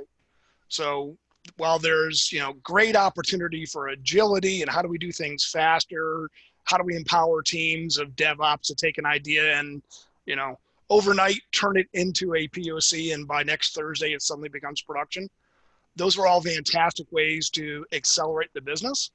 The backside of it, and this is kind of the unfortunate nature of still IT responsibility, compliance, sustainability, and everything else, you still have to think about what happens if somebody came over and cut my supply of data. So you have to start to think proactively, how do we build a resilient architecture around our data environments? Have we threaded enough security through the environment to not only prevent bad folks from coming in, but more importantly, have we also built it from, how do we plan failure is going to happen? And then how do we operate through that failure in a smart and efficient manner? So Brock, you've been at this for a long time. Is there anything new here? What is Commvault doing that's new and compelling that really we should stop and say, wow, this is interesting? Good question. I think the fundamentals are still the same. So if something breaks, whether it was a mistake, because we're working too fast and somebody tripped over something and they deleted and they need to kind of get back to something quickly, or I think in these days, and this is very different from anything we've ever been at in the last 15 years, there really hasn't been a lot of bad actors trying to come in and do destructive damage to your environments. And this is not just the ransomware on a couple laptops. This is, large scale, major destructive events creeping into your environment in a matter of minutes, coming over and basically destroying, large capabilities of what you're able to do, to run the enterprise and run the business. And how big of a loss can you take? What's a big loss considered, right? So I'd say the last couple of years, and there's been more and more studies of trying to put a number to it because we all know we react better to numbers. So Accenture and a few others have started to assemble, the records, and not everybody likes to share their mistakes, but most of the events are now starting off with about a $10 million price tag. So that's the cost of the event that you get hit by one of these environments to go back and rebuild, reset, the impact on the business, things like that. 10 million is kind of the starting price. I'll say, unfortunately, and almost on a weekly basis now at Commvault, we're helping customers go back in and do enterprise-wide recoveries. And some of those recoveries are now spanning into events that almost reach $100 million. Stop the supply chain. You shut down the business for a month because you lost all IT up and down your supply chain. You have to go back and rebuild it, restart it, and then make sure that you're protected to make sure it doesn't happen again next Tuesday. So what kind of a readiness tool or framework do you look at the whole data center and the complexities of keeping it safe and secure? Yeah, it comes down to, at the foundation, how do you build, a strong, backup and recovery strategy, securing copies of data, ensuring you've got some depth in your retention model. We saw a couple of years ago, people starting to relax them and say, do we only go 5 days back in the past until hospitals found that they got penetrated and some of the bad data started showing up 30 days ago. So you have to make sure, do I have enough retention to go back into copies of clean data? Do I have the right kind of security controls? Do I have separation of my copies of data? I can't have it all in one location because I may actually end up losing a location and losing all the assets in that area. So how do I have different stages set up? That's a lot of the foundation of what we call kind of securing the enterprise. Then on top of there, now that you've got your data situated, it then comes down to more of your automation techniques. How do we validate we can actually go back and exercise a recovery and get back to a fully production state? Things over the years that people kind of took for granted, or they may do a DR test once a year, are now becoming monthly events or more push button automation. Demonstrate I can recover, or demonstrate I can run in the cloud for the next 2 weeks and then fail back to on-prem. Interesting. When you think of your clients cross industry, when do you know that they are really in a safe or a healthy position? It all comes down to measuring yourself and starting to use more predictive analysis. So as we all know, while data is the key asset, adding analytics on top of the data and your operations are really your keys to understanding how well you're prepared. So a lot of this comes into measurement on top of your tools, doing readiness assessments. It's not just about saying, do I have good backups from last night? That's step one. Are all of my copies of data at the right locations? Are they current enough? If I need to come over and push a significantly large amount of data across a wire in a short amount of time, do I have enough physics to get the job done? So that's where it becomes much more of merging your DR, your BC strategies, doing some re-architecting of the enterprise, because a lot of things that were built in the past were not built with the notion of saying I have to go back and rebuild the enterprise in a matter of days. So a little bit about Commvault and what's unique about Commvault? Sure. So Commvault, so we've been in the data protection, data management space for 20 years. We early on took a focus on data of saying if we could manage it smartly and add intelligence and understanding and indexing and policy and other things to it, not only could you make yourself more secure and resilient, but potentially you can start to go off and do other things with that data. And in the last few years, as we've seen the rise of cloud environments, elastic resources, if I need 1,000 servers, I don't have to wait 8 weeks for a delivery from a manufacturer. I can go onto my cloud account and dial them up. It's the great intersection model of taking the cloud environments with elastic resourcing, coupling it with secure data and saying, how do I, create a brand new combination that really changes the game and changes a lot of my old business cases to make new things available. And when you think of your 4-point model, you want to just go through the high levels one more time? Sure. So it starts with that secure. So it's audit your existing environments, check your security models. Do I have 2 copies? Do I have 3 copies? Something's going to break. When it breaks, how quickly can we respond back from it? Number 2 is then taking that data and saying, how do we go back and validate? How do we put some automation into the equation? How do we actually prove the outcome? Because I think in more and more cases, people assumed it all could come back until you saw maybe one of your peers go through one of these events and become headlines, and it's expensive and it's a tremendous impact on the business.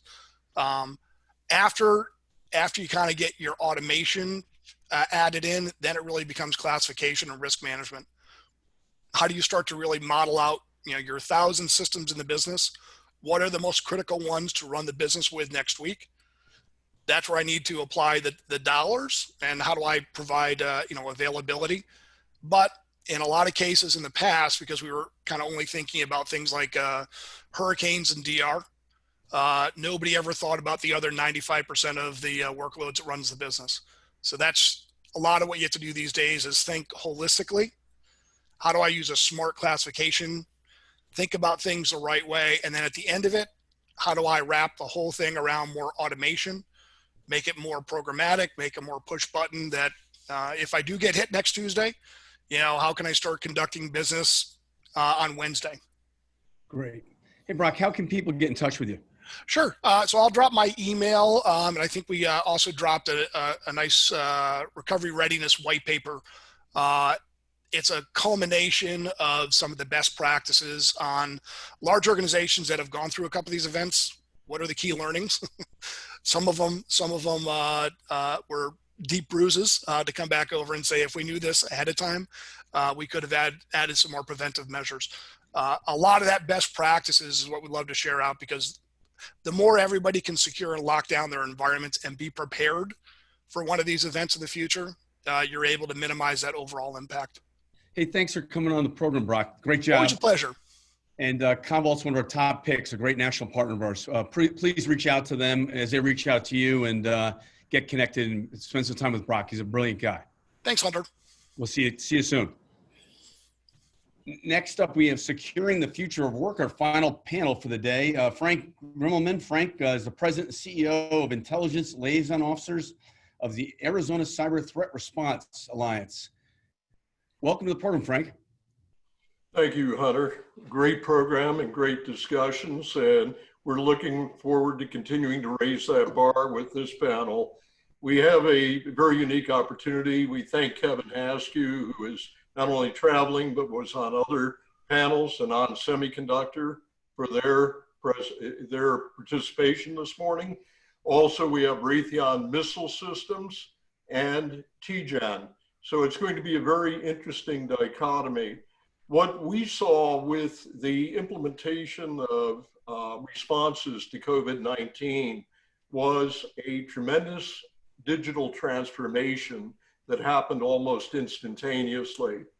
Along with that, with everybody going, or a majority of organizations going, continuing to be virtual, we saw cybersecurity holes opening up.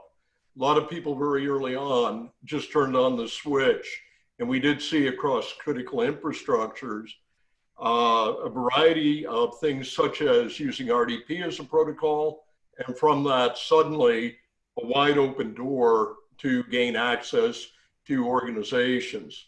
So what we're interested in focusing on today with our panel is how did this impact their specific industries and responses, both to digital transformation, continuity of plans that existed, and the cybersecurity around those, with a particular focus on cybersecurity.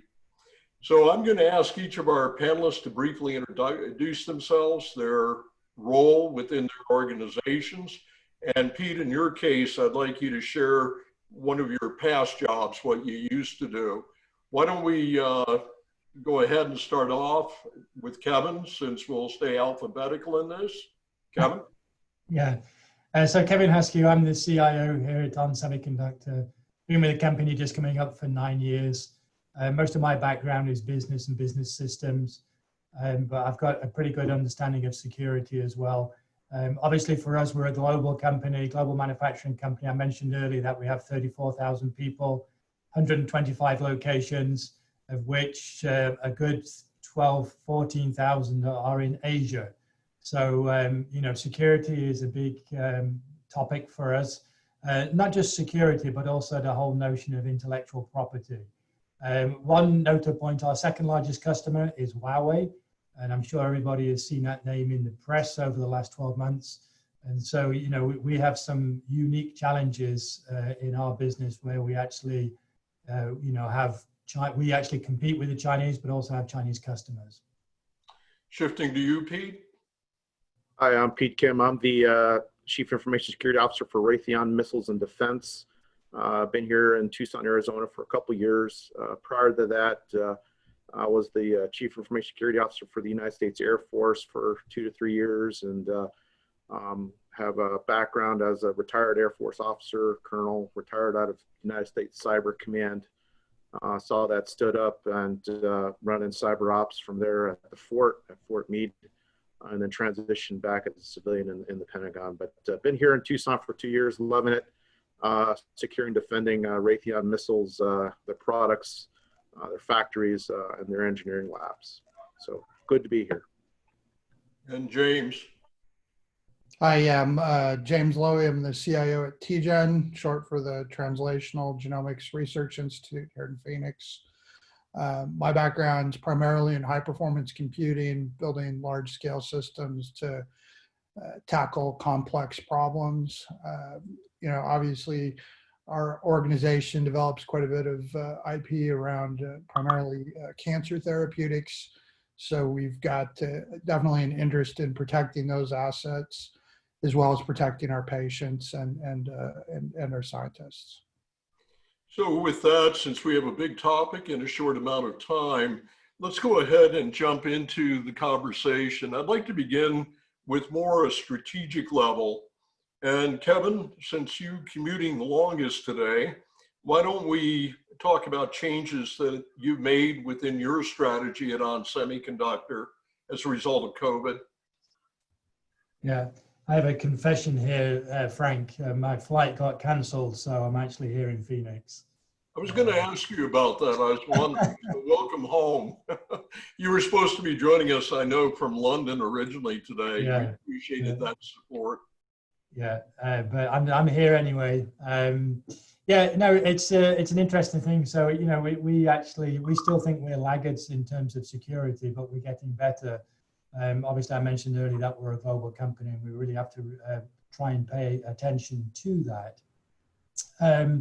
A couple of things we've done though is, you know, there's one is focusing on architecturally our security and what we're doing there, and then making sure we've got the right skills in-house, but also using good partners on the outside to beef up what we're doing with security.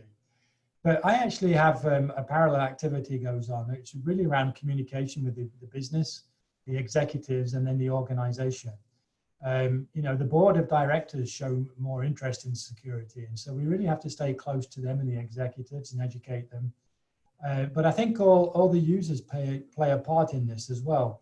And so we've actually been communicating a lot more over the last 2 years around security awareness. Fast forwarding and going through the COVID situation, it's been very interesting to see the response from everybody. And everybody was really willing to, you know, help out and be proactive, ask questions about, can I do this? Am I secure?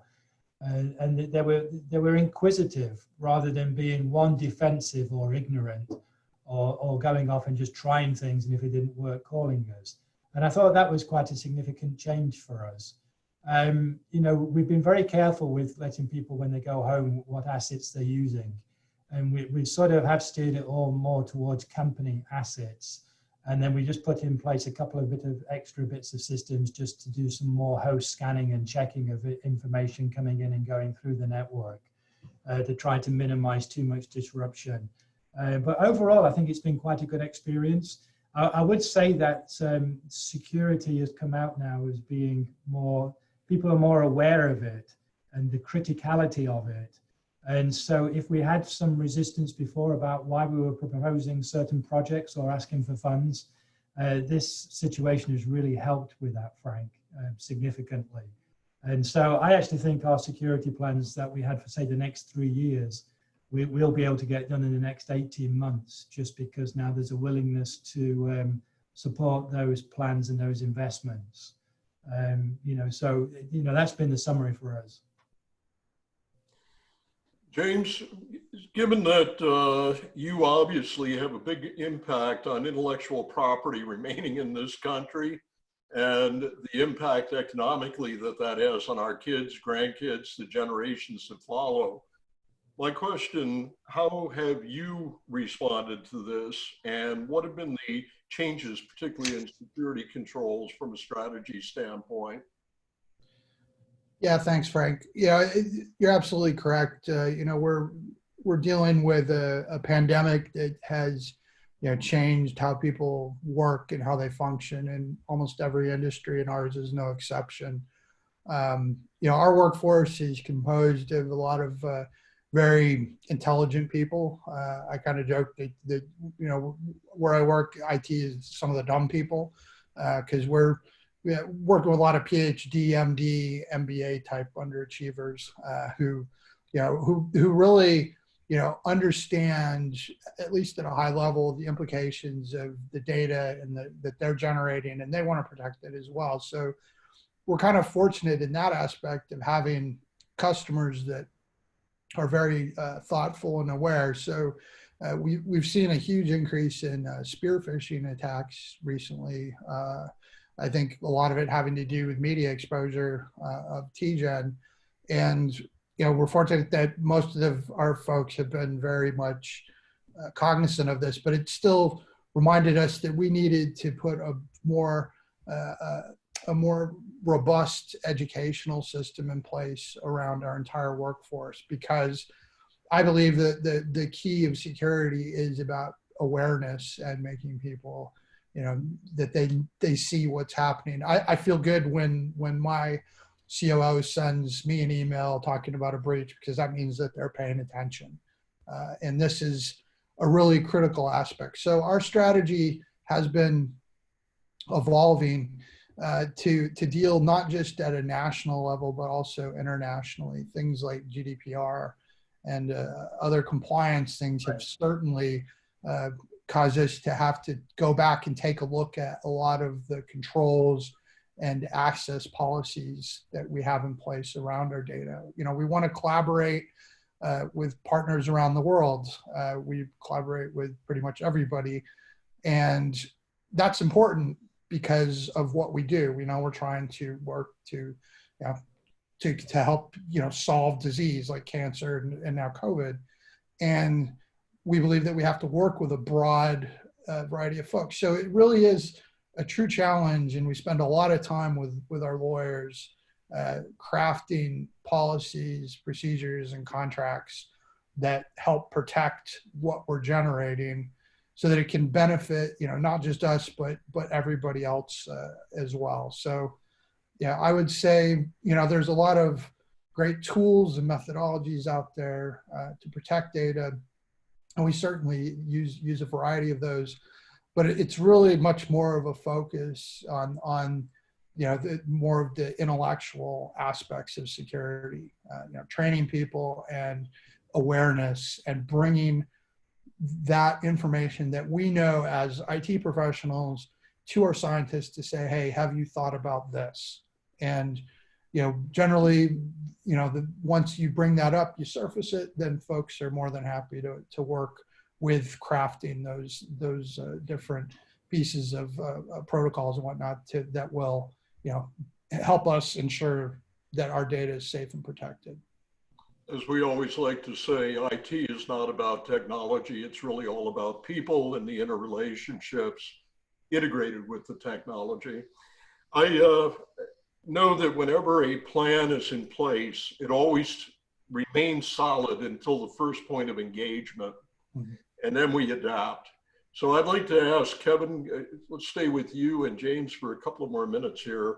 How did you find that you've learned from COVID-19? In other words, you went in with an idea and a thought and an approach, but what were the lessons learned where you've adapted from those?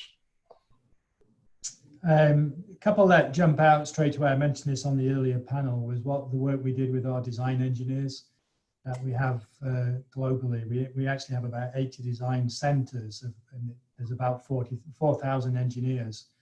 We actually had to send them all home because those sites were closed down or locked down. We've been rolling out for the last year a secure vault for our design systems, really from around trying to protect data and IP. There was much more stringent protocols around the check-in, check-out, and monitoring the traffic of that.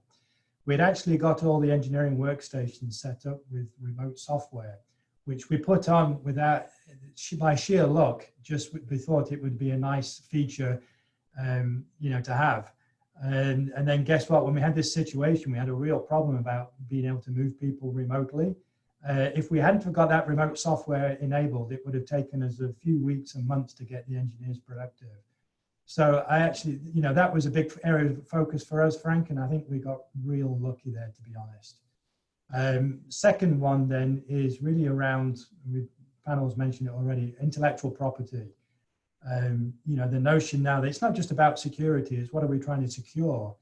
And it comes back to ownership for me, back to the process owners and the data owners. Do people understand what data they've got? What is critical so we can flag it or tag it as intellectual property? And so we've been working with design engineers primarily around identifying intellectual property, tagging it, so we can actually see what it's doing at rest and in transit. And then particularly as people have gone remote now, starting to put more monitoring onto that to see that is this intellectual property, the movement of that, is it valid or not?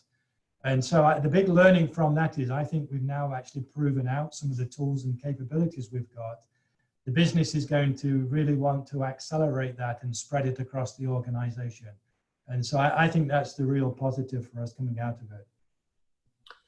James, in your case, you have a lot of visibility within public media, and that is always a two-edged sword that's between the balance of the advertising and promotion on the one hand and breakthroughs, and the other hand, obviously, being how do we protect it? What unique challenges have you faced in that regard with regard to that public exposure? Yeah, it's true, and I would say that COVID has certainly amplified some of that. We are conducting COVID testing here in Arizona.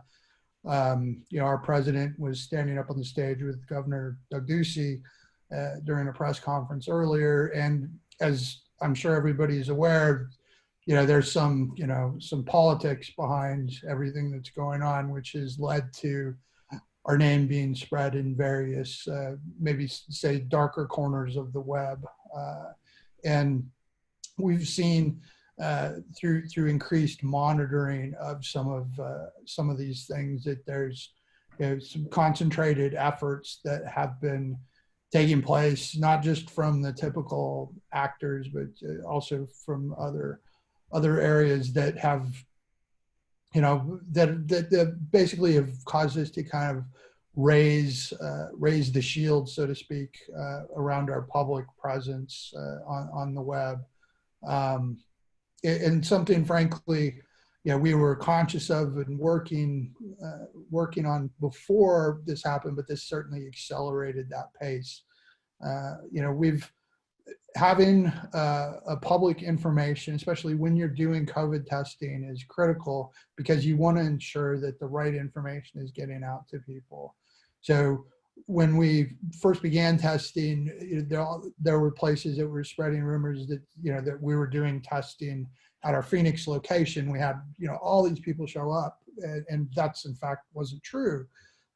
And so, we had to make sure that we were able to get the message out that no, we aren't doing the testing directly. We're working with partners who are doing that, and be very clear about that. So really, it went beyond just what you'd consider, typical IT issues into almost more PR around, providing the right information and ensuring that when wrong information was published, that you had a way to mitigate that. So that became a big challenge. And I think we have a fairly good handle on it now, but it took quite a bit of investigation and digging to unearth some of the misinformation that was out there. Was there a big spike in cyber attacks as well? Did that correlate to the positive, somewhat advertisement where you had everybody show up on the doorstep for testing? Yeah, absolutely. Just the web traffic shot up quite a bit, and also along with that, our firewalls detected a lot more malicious activity that appeared. I mean, it's one of those things that I noticed personally. I'll do an event like this, and my spam box will fill up more. This is amplified now across the entire institute. Also, as I mentioned earlier, it caused a spike in spear phishing attacks because of some of our prominent leaders' names being in the press. Obviously, brought about more attempts to divert people's paychecks and all the other fun stuff that the hackers are trying to do. So, Pete, from your standpoint, let's focus for a minute on business operations.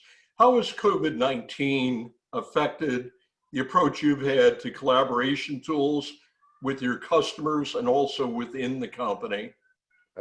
Thanks for the opportunity, Frank. I would say there's been a big change here at Raytheon, and not just at Missiles and Defense, on collaboration tools and how we interact with our customer, whether it's DoD or some element of DoD or a customer overseas. It has really driven how we approach the way we collaborate in terms of using more commercial capabilities. I would say that our efforts to ensure that we stay within, things like ITAR and export administration regulations, the trafficking of arms regulations, and different things that I think the other two panelists have brought up, have really made us double scrub some of the ways that we wanted to collaborate virtually. So in the past, I would have said, an example of my organization, we'd always talked about remote teleworking and we want to be more remote and virtual. And a year ago, I would have told you that would never have been possible. We all like to be in our spaces, in our offices, and we like to interact and have that interaction with others, and travel to where we need to go to have those meetings. But now everything we do, whether it's for virtual or remote connections to a network or administration of a device, or the interaction with a customer overseas or within DoD, we've really upped the game in terms of how we do that. Everything from HR interviews to technology kinds of discussions where we're discussing the most sensitive intellectual property with DoD. We've actually done it 100,000 plus concurrent connections here every day, interfacing with people all over the world and making sure that we're compliant with everything that we need to be with the U.S. government and other regulations. Have you found any challenges from that regulatory standpoint on interacting with your auditors in that? Because DoD being under a constant microscope, yeah. For example, do they know you're on Zoom today after the FBI's position? Absolutely, and we're encouraging DoD with DoD CISO and the Defense Contracting Management Agency to use more Zoom Gov across DoD. In terms of the audits, we just had one today from the Defense Counterintelligence Service Agency, DCIA, a continuous monitoring assessment, and it was done over the phone virtually.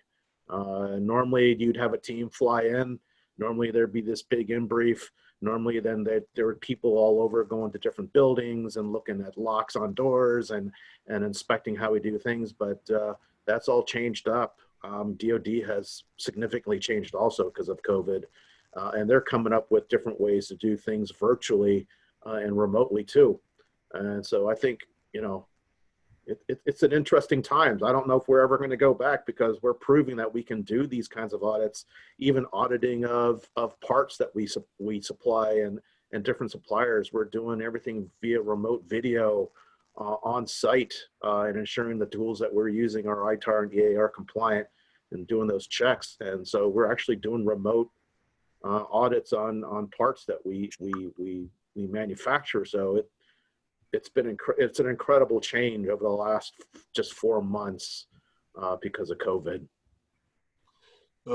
Since we have a number of you as our member organizations, we certainly feel your pain as you are going through this, particularly with the longer days that everybody seems to be experiencing now that we're in a more productive virtual world. I would like to ask, you just touched on one thing, and I'm assuming we have about 3 minutes or so more, given the delay in the start. So let's use that for a minute to talk about what is going to remain in your organizations. And since you raised the point, Pete, let's start with you. What do you see not going away in the future that you've learned from COVID that you never thought would be there in the past? It really is, I think, what's going to stay, and we're starting to look at all these permutations of what that looks like. I think there's going to be a lot more people that telework in the future. We're now relooking our VPN architecture and how that would change. We're relooking at, you know, how engineers access huge amounts of data and project drawings and things and interact with the customer, and we're figuring that out. And at post, I don't know if there'll ever be a post-COVID, but you know, when there's a vaccine in place that's safe and everybody's got the vaccine, I don't know if we're ever going to go back to the way we're doing things. We're putting so much of this in place that people, I think, are just going to get used to working virtually and remotely. So I don't know. I think we'll wait to see what the future holds, but I think it's going to be a lot more of this. The virtual thing, and this virtual conference is a great example. So just a percentage number, what percentage of your total workforce worldwide do you expect to be affected by that statement you just made as a rough estimate? Are we talking 25% of the workforce, 50? Probably more. Yeah, we're figuring those numbers out right now, and it's going to be significant. A year ago, I would have told you it would never have happened, but we're being forced into this position where we're trying to make it happen to support the customer. So, Kevin, how about you? What do you see continuing into the future that never was thought of before? The big thing continuing that we absolutely have to work at and work at even harder. It's very boring, but essential. Patching. It's, you know, this whole situation is just reconfirmed that you've got to make sure that everything is up to date with patches, and you've got to minimize all the vulnerabilities you can. And with the pace that people move that so quickly and moving things around and accessing remotely, it's very quickly you can lose focus. But all the reports come back. You know, you've got the first priority is you've got to patch and make sure you patch and then patch again. And that's the thing we need to focus on, and then build from that. We anticipate we'll have 30% of the workforce working, you know, permanently now from a remote location. So we need to factor that into our plans. I want to underline what you just said, because in a number of the classified briefs we've had with the government agencies, the focus has definitely been patch, patch, patch. Don't try to just block or do a workaround. You may have to do that to protect your perimeter in the short term, but the real key is to get those patches and your patch management up to date, because things are morphing and changing so quickly. James, let's wrap up with you making a statement about what you see remaining within TGen.